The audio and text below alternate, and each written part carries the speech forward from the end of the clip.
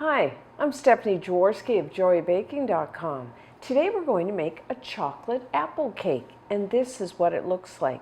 This cake has a rich chocolate flavor and it's wonderfully dense, almost brownie-like in texture, and it's really nice and moist because we're adding some shredded apple. Now, I don't think it needs a frosting, but what I do like to serve it with is a dollop of whipped cream, or you could have vanilla ice cream or even creme fraiche. So the first thing that you will need to do is to preheat your oven to 350 degrees Fahrenheit, which is 180 degrees Celsius. And then you will need a 9 by 13 inch pan, that's 23 by 33 centimeters. And this pan is about 2 inches deep, 5 centimeters. And I'm going to butter the inside of the pan. You could also use one of those non-stick sprays. So what I've done is just melt a little bit of butter, and then I'm using a pastry brush and do the bottom and the sides.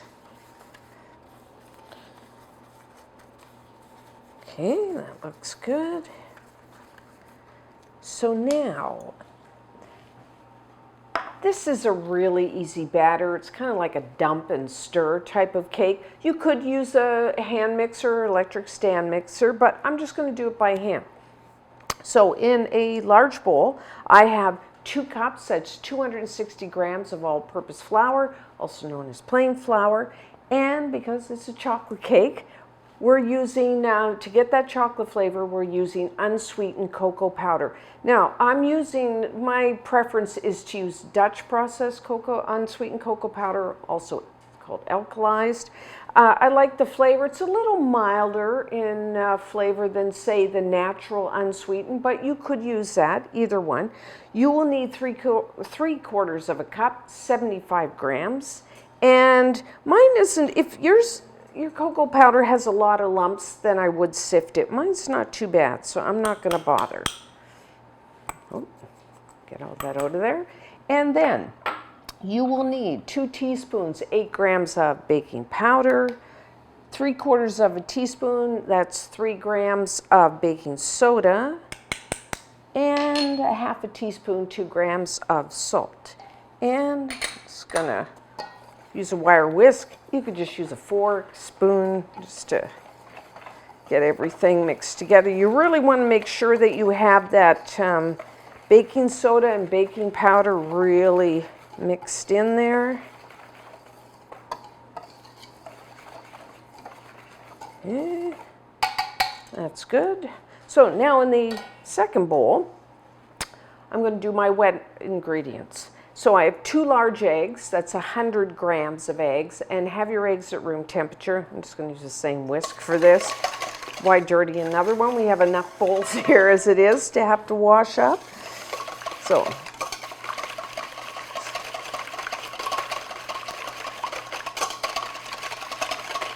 you just want to break them up, and then I'm going to add 1.5 cups, 300 grams of granulated white sugar, right in there.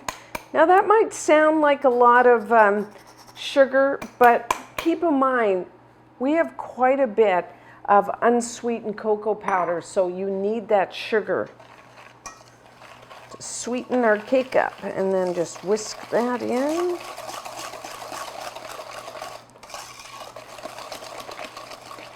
And then I'm going to add 1 cup, that's 240 milliliters, 240 grams of buttermilk. Have your buttermilk at room temperature. Now you can just buy your like commercially made buttermilk, or you could take just 1 cup, 240 milliliters of milk, and stir in a tablespoon of either lemon juice or vinegar, and then just let it sit on the counter for 10 minutes, and you have like sour milk. I don't know what I said. Have your buttermilk at room temperature. Buttermilk, it really gives the cake a really nice, moist, almost a little more bread-like, I shouldn't say bread-like, but it gives it a slightly different texture than, say, regular milk, which I like in this cake. And I'm going to flavor this with 2 teaspoons, 8 grams of pure vanilla extract, if you wanted to, you know, you could add a little bit of coffee extract in here, half a teaspoon, teaspoon. You could actually even put in, if you wanted to have that coffee flavor, put some instant espresso powder or instant coffee powder in the dry ingredients.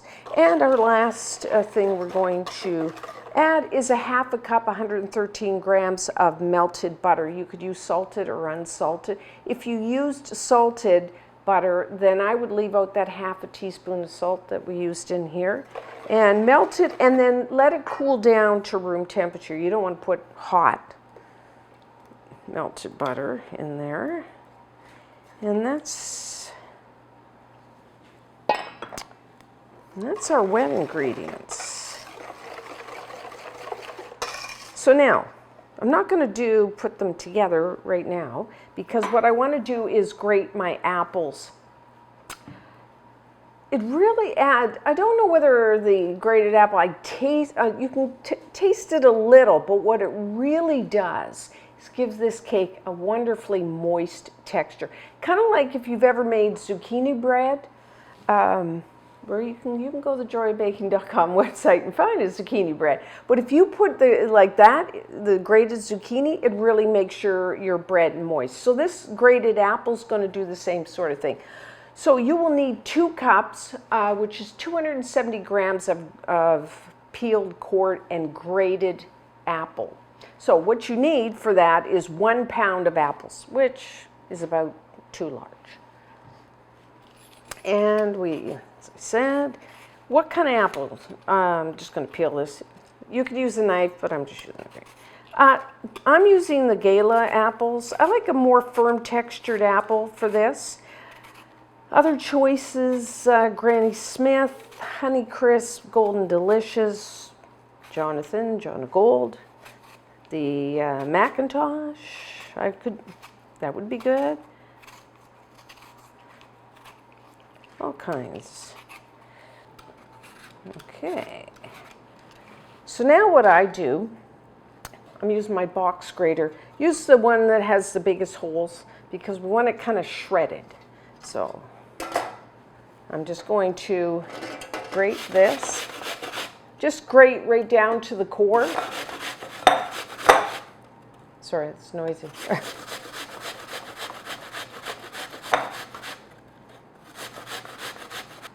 Okay, so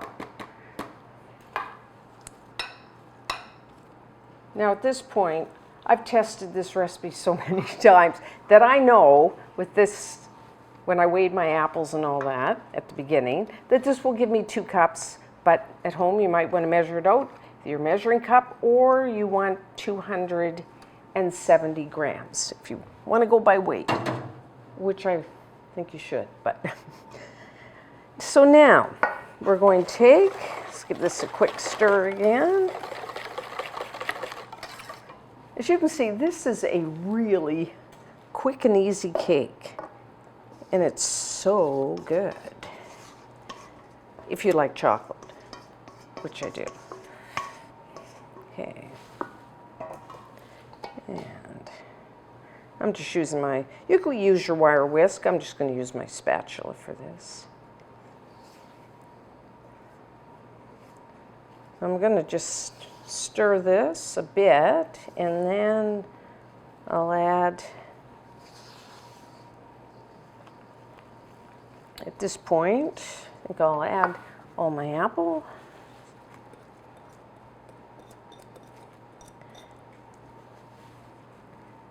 And I know we have a lot of chocolate, but I'm going to add even more.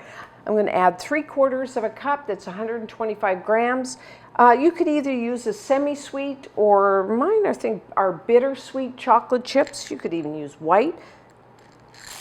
If you kind of wanted to do something different, or you don't want that kind of, the chocolate chips will give it a little bit of a crunch. So you don't need to add the chocolate chips. Other choices would be, you could add about 3/4 of a cup, 75 grams of chopped nuts. I think that would be good, like walnuts, pecans, hazelnuts, almonds. Or you could kind of even use some dried fruit. I think You could put in the chocolate chips, and then you could put in like some dried cherries or cranberries. I think that would go really good. So you get some options here. I'm just going to have to scrape that off. So that's it. My kind of cake. You know, I call this like a snacking cake. It's an everyday cake. Kids come home from school or, you know, weekday supper. As you can see, it's very thick. It's very, I think it's kind of close to like a brown, more brownie.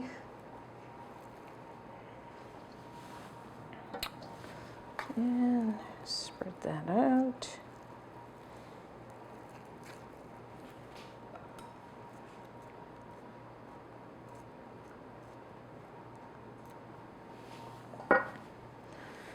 So I'm just using an offset spatula. You can just use back the spoon. Spread it evenly out. You kind of, it really has a nice texture. You can see the shreds of apple and the chocolate chips, even in the finished cake, which I like.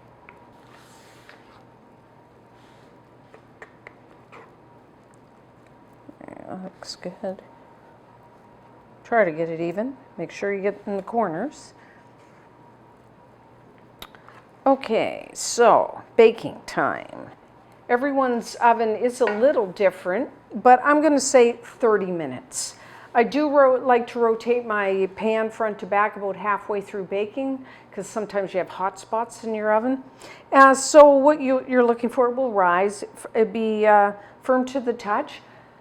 A wooden toothpick inserted into the center will come out clean, and you will also see around the edges, it'll start to shrink away just a little. So I'm going to say 30 minutes, 32, but you know, I typically, you know, check it at maybe 27, just to, you know, in case your oven is running a little hot, because you don't want to overbake it and then it's a little dry. So 30 minutes.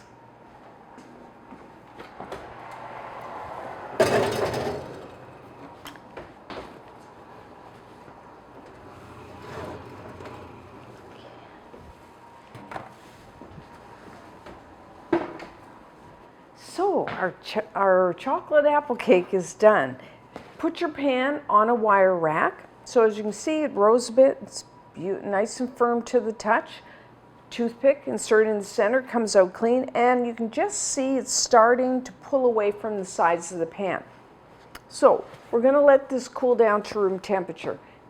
Now, while you could eat this on the same day that you make it, if you can, this cake does benefit from being stored overnight.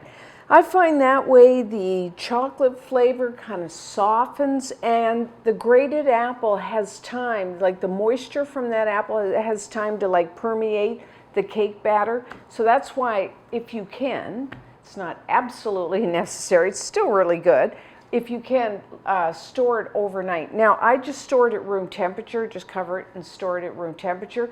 If you store it in the fridge, this is already a dense, quite dense cake. So if you store it in the refrigerator, it gets really dense, almost kind of fudgy in flavor. So I am going to let it cool down, then I'll cover it. I'm going to store it overnight, and then when we come back tomorrow, we will try a slice.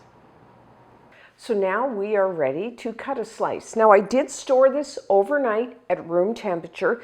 You can store this cake probably 4 or 5 days at room temperature, a little longer in the refrigerator, or you can even freeze it. So to cut a slice, I'm just using one spatula, use a knife. Now, you're not going to get, this is a very soft cake, you're not going to get like a real clean slice. You can wipe your spatula off between cuts. It's kind of like, I don't know, more like a pudding cake, I guess, when in texture. Kind of hard to, I always find it hard to describe this cake. So there we have it. See, so it does crumble a bit, so don't panic and think you did something wrong. That's the way it's supposed to be. Whoop, put that there. So, doesn't that look wonderful? Really good on its own, but you know what? my personal preference is with a little whipped cream. You know, you could have some vanilla ice cream also, or some creme fraiche, but whipped cream's my favorite. As you probably know,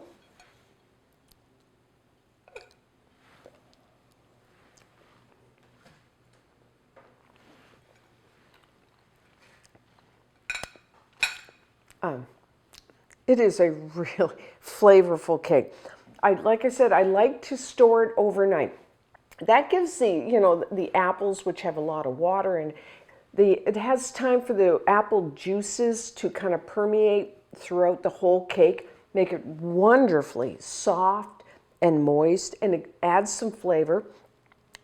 You know, I use the Dutch processed unsweetened cocoa powder. It has I think, a milder flavor than, say, the regular natural unsweetened, and that's why I like it here. And I've tested this cake quite a few times, and I've used different brands of Dutch processed cocoa powder. There is a slight difference in flavor, but not a lot. But, you know, just to keep in mind, depending on the type, whether you use the Dutch process or the natural unsweetened, you will see a flavor difference even between brands. And I like the chocolate chips, gives a little bit of crunch, but like I said, you could use chopped nuts, you could use some dried fruit like cherries, cranberries, you know, chop up some figs or prunes, I think would be really nice. It's just a really good snacking cake. Large, if you had a potluck or something to go to, it's just perfect. So you really need to try this one. And until next time, I'm Stephanie Jaworski of JoyBaking.com.